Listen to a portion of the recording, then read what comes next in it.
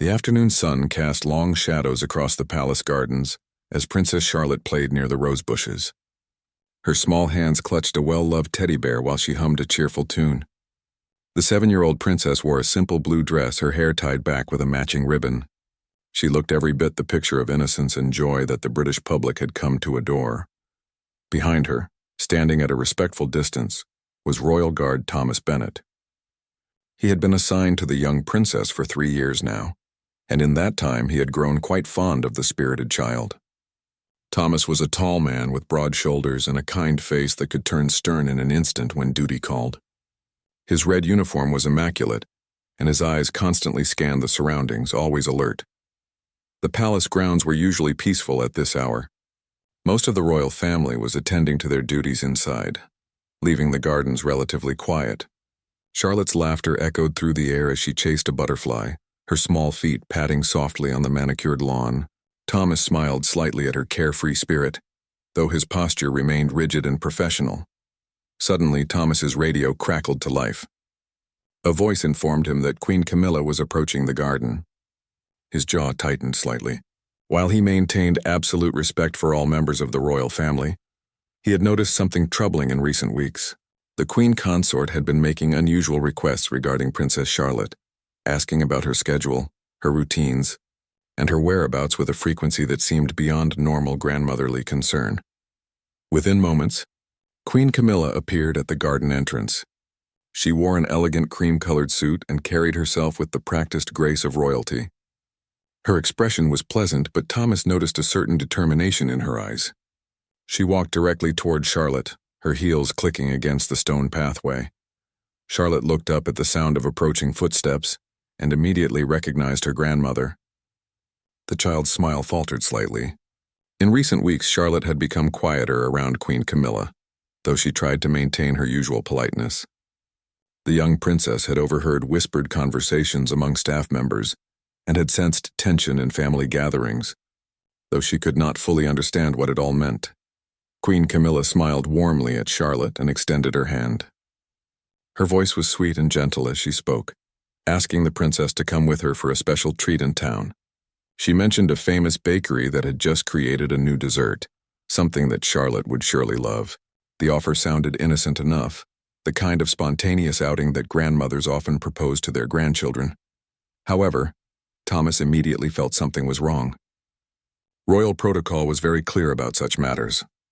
Any outing with a member of the royal family, especially a child, required advance notice, security clearance, and proper preparation. The Princess of Wales and Prince William had strict rules about Charlotte's movements outside the palace grounds. No spontaneous trips were allowed without their explicit permission. Thomas stepped forward respectfully. His voice was polite but firm as he addressed Queen Camilla. He reminded her that Princess Charlotte's schedule for the day was already set, and that any changes would need approval from the Prince and Princess of Wales. He spoke carefully, maintaining the delicate balance between protecting his charge and respecting the Queen Consort's position. The pleasant expression on Queen Camilla's face hardened slightly. She reminded Thomas of her position within the royal family and suggested that he was overstepping his authority. Her tone remained controlled, but there was an edge to it now. She insisted that as the Queen Consort and Charlotte's grandmother, she had every right to take the child on a simple outing without navigating through layers of bureaucracy. Charlotte stood between them, her teddy bear clutched tighter now. The child's eyes moved from her grandmother to Thomas and back again. She could feel the tension in the air, even if she did not fully understand the reason behind it. Her small voice broke the silence as she mentioned that her mother had told her to stay in the garden that afternoon. The innocent observation hung in the air, adding weight to Thomas's position. Thomas remained standing between Queen Camilla and the princess. His mind raced through the protocols and his duties. He had sworn an oath to protect the royal children, and that protection extended beyond physical threats. It included ensuring that proper procedures were followed, especially when something felt off. His instincts, honed through years of security training, were telling him that this situation required careful handling. The standoff had begun, and neither party showed any sign of backing down. Queen Camilla's patience was wearing thin. She took a step closer to Charlotte, her hand still extended in invitation. Her voice remained controlled, but those who knew her well could detect the frustration brewing beneath the surface. She spoke again, this time with more authority, reminding Thomas that she was not accustomed to having her wishes questioned by palace staff, regardless of their role. Thomas understood the difficult position he was in. Refusing a direct request from the queen consort could have serious consequences for his career. Royal guards had been dismissed for far less serious breaches of protocol. However, his primary duty was to Princess Charlotte, and his training had taught him to trust his instincts. Something about this entire situation felt wrong, and he could not ignore that feeling no matter the personal cost. He maintained his position, speaking with careful respect. He suggested that they call Princess Catherine to confirm the outing. After all, it would only take a moment, and then everything would be properly authorized. His proposal was reasonable and followed all security protocols. If the Princess of Wales approved, he would have no grounds to object and Queen Camilla would get her wish. The suggestion seemed to strike a nerve. Queen Camilla's composure cracked slightly. She stated sharply that she did not need permission from Catherine to spend time with her own granddaughter. The relationship between the two women had been strained for years, though both maintained a cordial public facade. Behind closed doors there were tensions about royal duties, public appearances, and most significantly, the raising of the younger generation of royals. Charlotte tugged at Thomas's sleeve gently. The young princess looked up at him with wide eyes that held both confusion and trust. In a small voice, she asked if they could call her mother. The child's instinct was telling her that something was not right, and like many children her age, she wanted the comfort and security of her parents' approval before going anywhere. Queen Camilla's expression softened when she looked at Charlotte. For a moment, genuine affection crossed her face. She knelt down to the child's level and spoke in a gentler tone. She assured Charlotte that everything was fine and that this was just a fun surprise. She mentioned again the special desserts waiting at the bakery, describing them in mouth-watering detail, trying to tempt the child with the promise of sweets and adventure. However, Charlotte shook her head.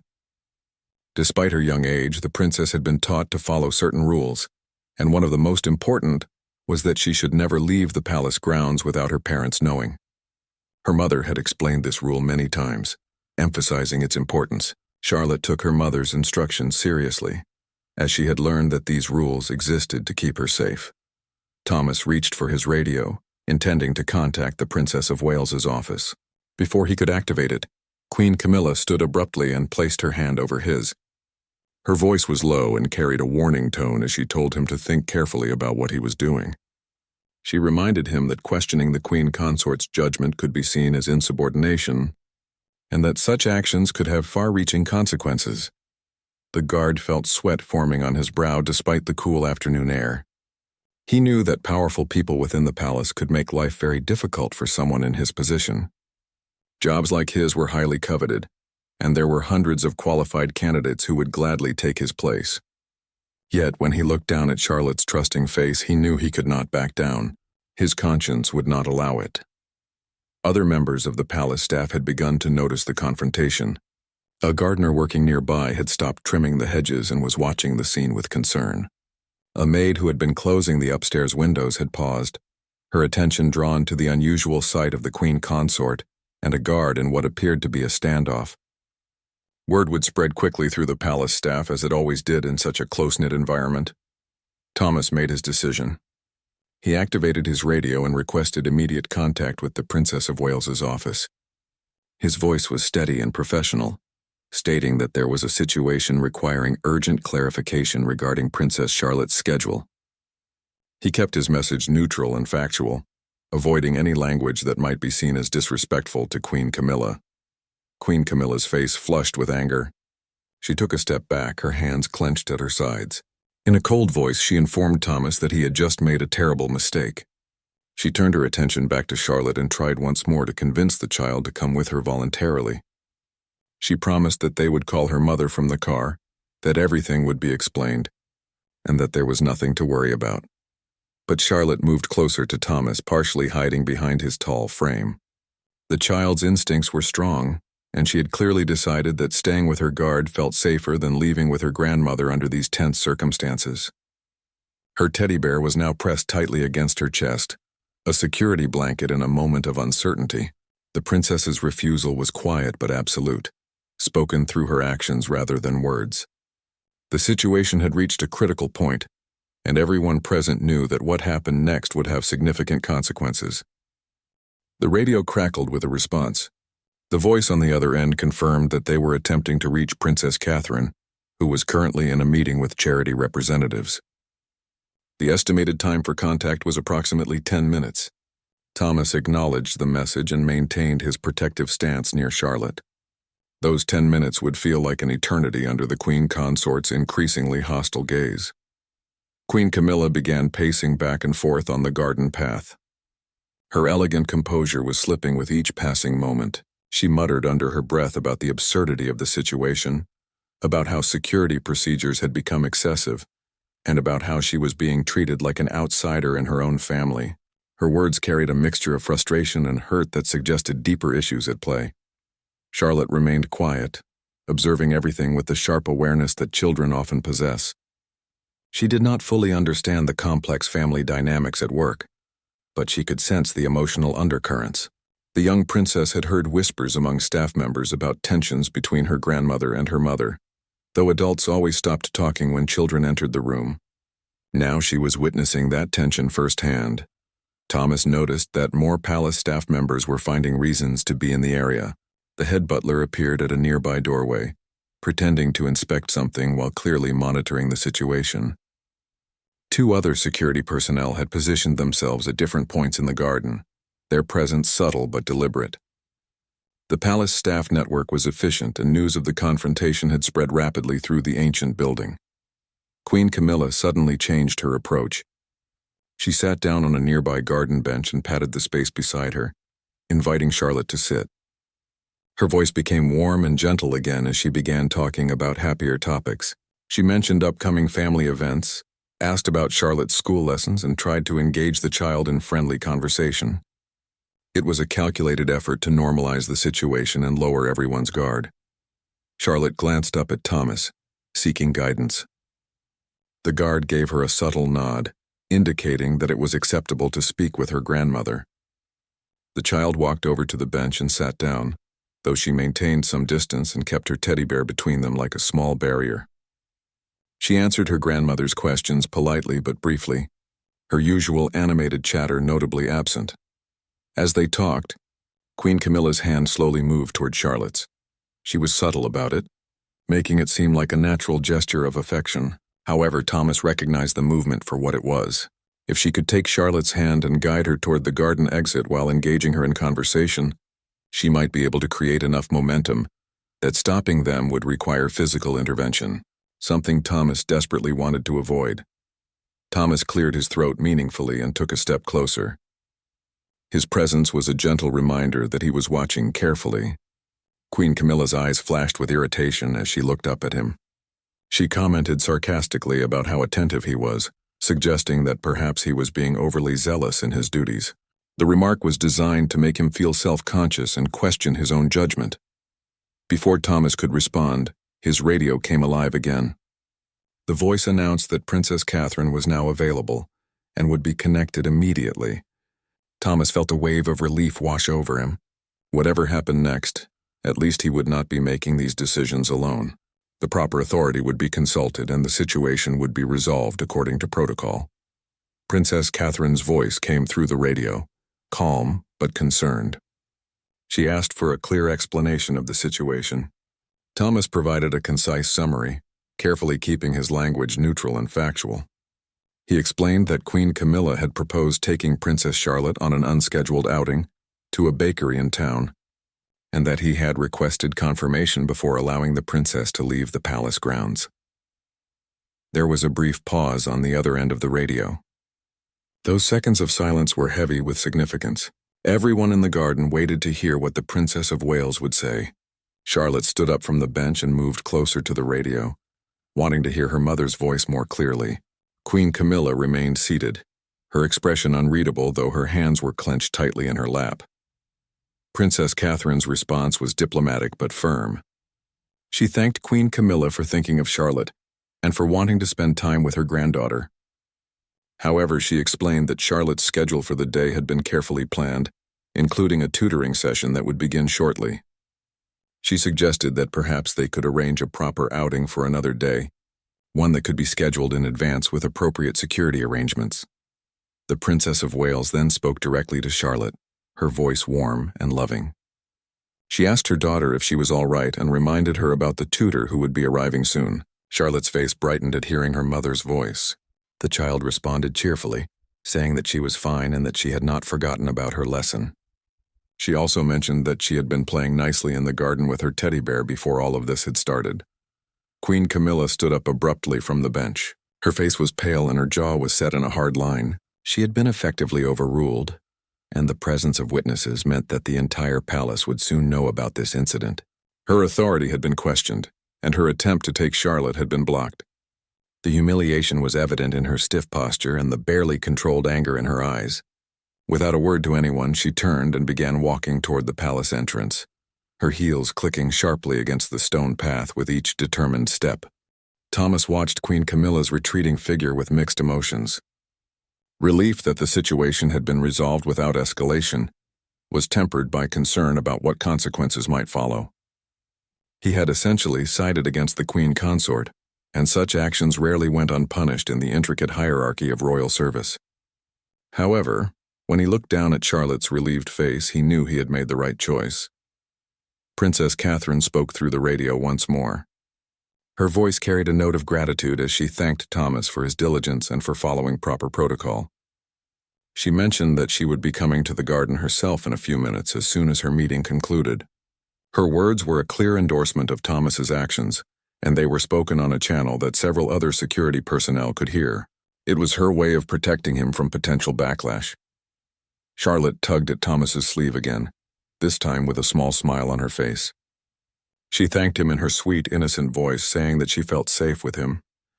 The child might not have understood all the complexities of what had just transpired, but she knew that he had stood up for her and had made sure her mother was consulted. That simple expression of gratitude meant more to Thomas than any official commendation ever could. The palace staff members who had been watching began to disperse, returning to their regular duties. However, Thomas knew that the incident would be the topic of hushed conversations in every corner of the palace by evening. The royal household was like a small village where everyone knew everyone else's business. By dinner time, every member of staff would have heard some version of what had happened in the garden. Within 15 minutes, Princess Catherine appeared at the garden entrance. She was dressed in a simple but elegant navy dress, her hair pulled back in a neat style. Despite having just come from a formal meeting, she immediately knelt down and opened her arms. Charlotte ran to her mother and hugged her tightly. The Princess of Wales held her daughter close, running a gentle hand through the child's hair while whispering soothing words. After a moment, Princess Catherine stood and approached Thomas. Her expression was serious but kind. She thanked him formally for his service and for his commitment to Charlotte's safety. She acknowledged that he had been placed in a difficult position and assured him that he had handled it exactly as he should have. Her words were clear and purposeful, designed to be overheard by anyone who might be listening from the palace windows. Thomas stood at attention and responded with appropriate formality.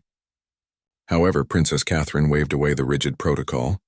She asked him to walk with her and Charlotte back to the palace, saying that there were some matters they needed to discuss. As they walked along the garden path, she spoke quietly about the incident. She explained that family relationships were complicated, especially within the unique pressures of royal life. The Princess of Wales revealed that this was not the first time Queen Camilla had attempted to take Charlotte on unscheduled outings. There had been 2 previous incidents, both resolved before reaching a point of confrontation. She had been trying to address the situation delicately, hoping to avoid open conflict within the family. However, today's incident made it clear that more direct boundaries needed to be established. Princess Catherine explained that she harbored no personal animosity toward Queen Camilla. She acknowledged that the queen consort cared for Charlotte and the other children. However, as a mother, she had the right and responsibility to make decisions about her children's activities and whereabouts. The security protocols existed for good reasons, and they could not be bypassed simply because of someone's position within the family. Charlotte walked between her mother and Thomas, holding her mother's hand while still clutching her teddy bear. The child occasionally glanced up at the adults, listening to their conversation even though some of it went over her head.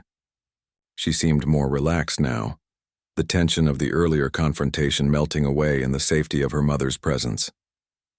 As they approached the palace entrance, Princess Catherine paused. She looked at Thomas with an expression of genuine concern. She asked him directly if he felt comfortable continuing in his role as Charlotte's guard, or if he preferred a transfer after today's difficult situation. She emphasized that either choice would be respected and that his career would not suffer regardless of his decision. Thomas did not hesitate in his response.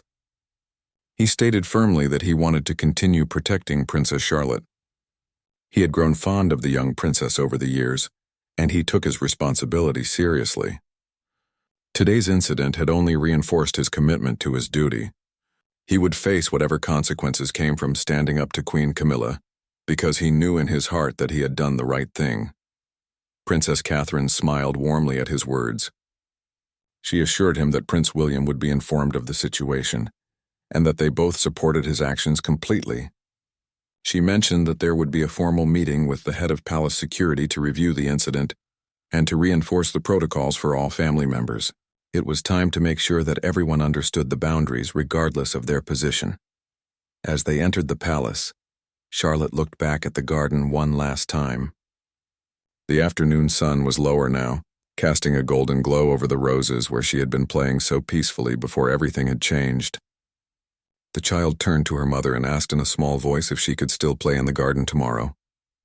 Princess Catherine hugged her daughter close and promised that yes, she could play in the garden anytime she wished, and that Thomas would be there to watch over her, just as he always had been. That evening, an emergency meeting was convened in one of the palace's private conference rooms. Present were Prince William, Princess Catherine, the head of palace security, and several senior advisors. The atmosphere was tense but professional. Everyone understood that the afternoon's incident had exposed serious issues that needed to be addressed. Immediately and decisively, Prince William listened carefully to the security report about the garden confrontation. His jaw tightened as he heard the details, particularly when learning that this was not an isolated incident. He valued family harmony and had always tried to maintain good relationships with all members of the royal household. However, when it came to his children's safety and well-being, he was unwilling to compromise. The head of security explained that Royal Guard Thomas Bennett had followed all protocols correctly. He had identified an unusual situation, attempted to resolve it diplomatically, escalated to the appropriate authority when necessary, and protected his charge throughout. His actions were textbook examples of how such situations should be handled. The security chief recommended that Thomas receive formal recognition for his professionalism under pressure. Princess Catherine spoke about the broader context of the situation. She described the gradual deterioration of her relationship with Queen Camilla over the past year. There had been disagreements about public appearances, differences in opinion about how the younger royals should be raised, and tensions about media attention. Today's incident was merely the most visible symptom of deeper problems that had been festering beneath the surface. One of the senior advisors suggested that perhaps Queen Camilla felt excluded from the lives of her grandchildren. The advisor noted that the Queen consort had often spoken about wanting to spend more time with Charlotte and her siblings. Perhaps she felt that the security protocols and scheduling requirements were being used to limit her access to the children, and today she had simply acted out of frustration. Prince William acknowledged that there might be some truth to that observation. However, he firmly stated that feelings of exclusion did not justify bypassing security protocols or attempting to remove a child from palace grounds without parental permission. The rules existed for everyone's protection, and they applied equally to all family members. No one, regardless of their position, was above these essential safeguards. The meeting discussed potential solutions. It was decided that clear written guidelines would be established regarding interactions with the royal children. These guidelines would specify that all activities involving the children outside their normal routines required advance notification and parental approval. The rules would be distributed to all family members and palace staff, ensuring that everyone understood the expectations. Prince William volunteered to speak with his father, King Charles, about the situation. He hoped that the king could help Queen Camilla understand the necessity of these protocols without making her feel attacked or excluded. It was a delicate task, requiring sensitivity to family dynamics while maintaining firm boundaries. The prince knew that his father would be caught between loyalty to his wife and support for his son's family. Meanwhile, in her private quarters, Queen Camilla sat alone with her thoughts. The humiliation of the afternoon still burned fresh in her mind.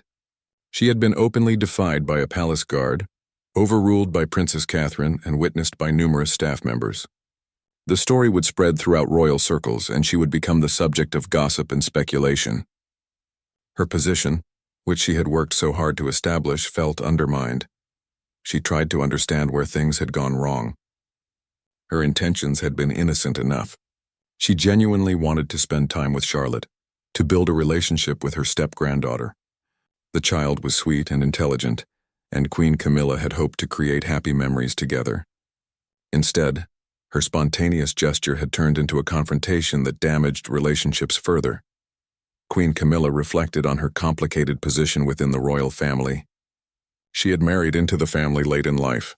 After years of public scrutiny and criticism, she had worked hard to earn respect and acceptance, but there were always those who viewed her as an outsider. Her relationship with Princess Catherine had never been warm, and recent months had seen that coolness deepen into something approaching hostility. A knock at the door interrupted her thoughts. King Charles entered, his expression concerned.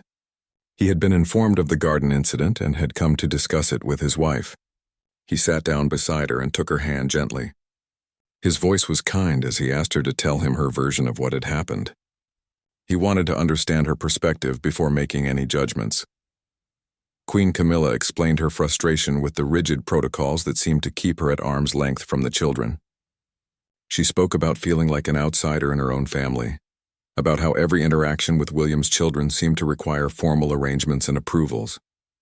She admitted that she had acted impulsively in the garden, but insisted that her motives had been entirely innocent.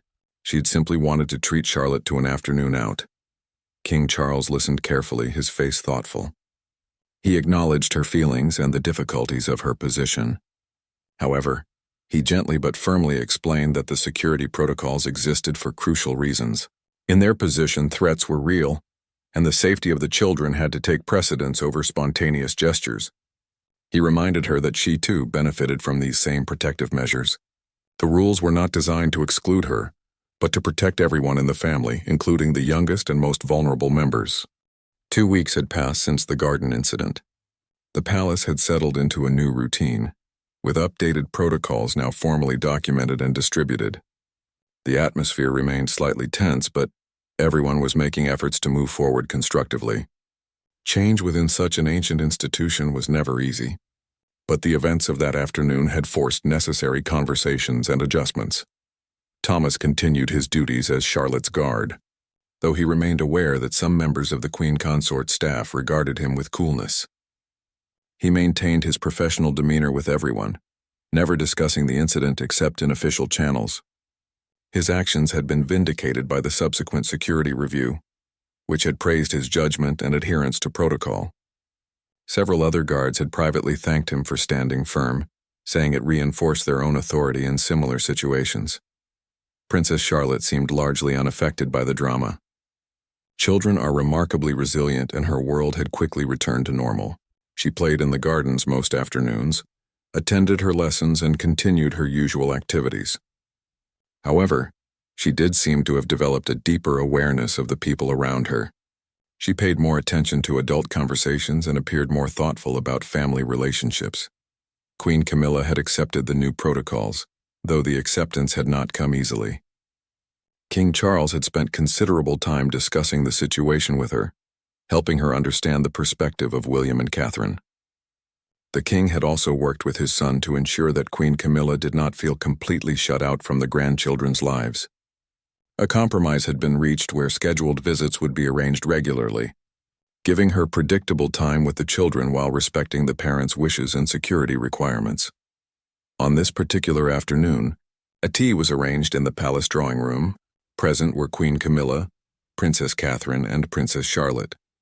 It was a carefully orchestrated event, designed to rebuild bridges and establish a new foundation for their relationship.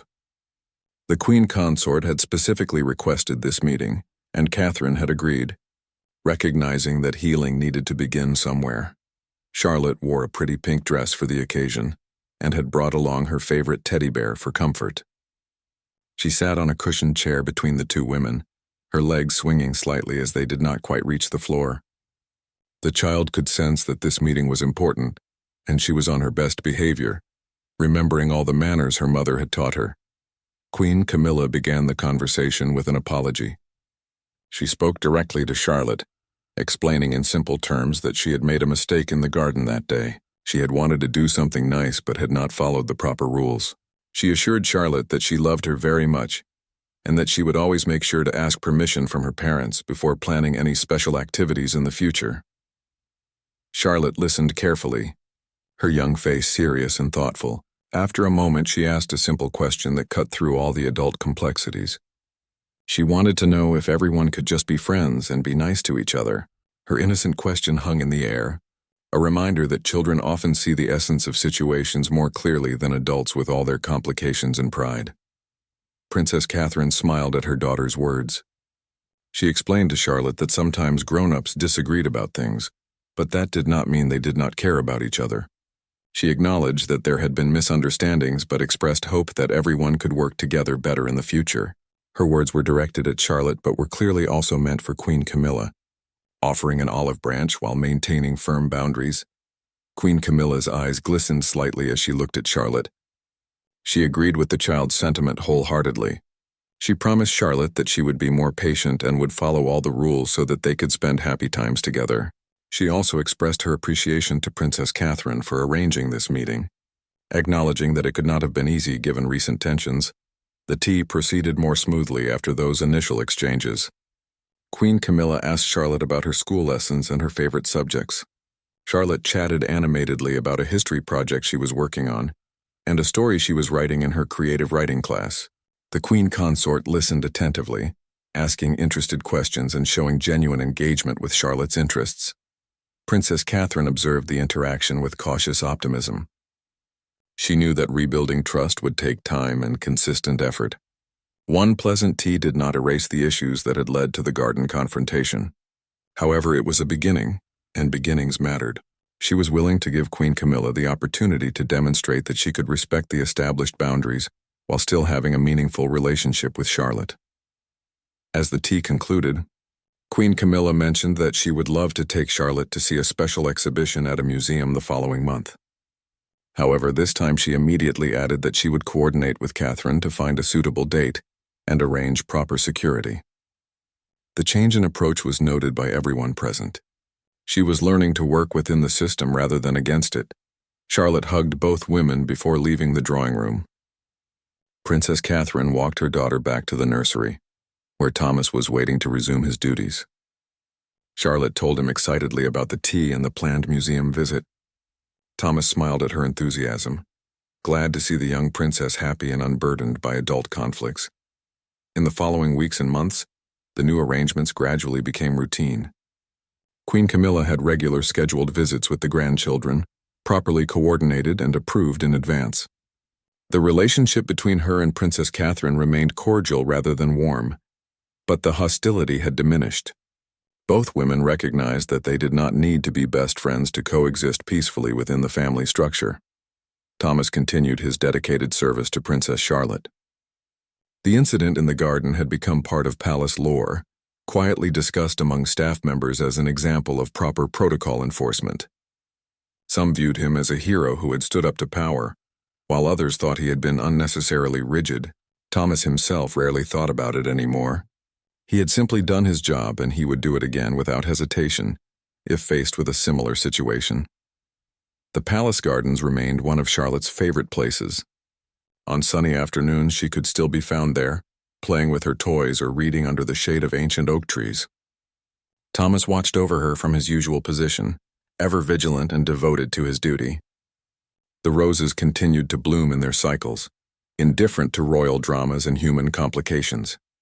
The incident had taught everyone valuable lessons. For Queen Camilla, it was a reminder that position did not exempt anyone from rules designed for everyone's protection. For Princess Catherine and Prince William, it reinforced the importance of clear communication and firm boundaries, even when dealing with family members. For Charlotte, though she was young, it was an early lesson in the complexity of relationships and the importance of rules and respect. Perhaps most importantly, it demonstrated that even in the rarefied world of royalty, basic principles mattered. Duty, respect, and proper procedure were not merely bureaucratic obstacles but essential safeguards. Thomas Bennet had understood this instinctively, and his courage to enforce these principles, even against formidable opposition, had ultimately protected not just Princess Charlotte, but the integrity of the entire security system. As seasons changed and years passed, the confrontation in the garden would become a minor footnote in the long history of the royal family. Greater dramas would come and go as they always had through centuries of monarchy. But for those directly involved, the memory would remain significant. It was a moment when choices mattered, when principle triumphed over convenience, and when one guard's dedication to his duty made all the difference. In the end, that was what being a royal guard truly meant, standing firm when it mattered most regardless of the personal cost.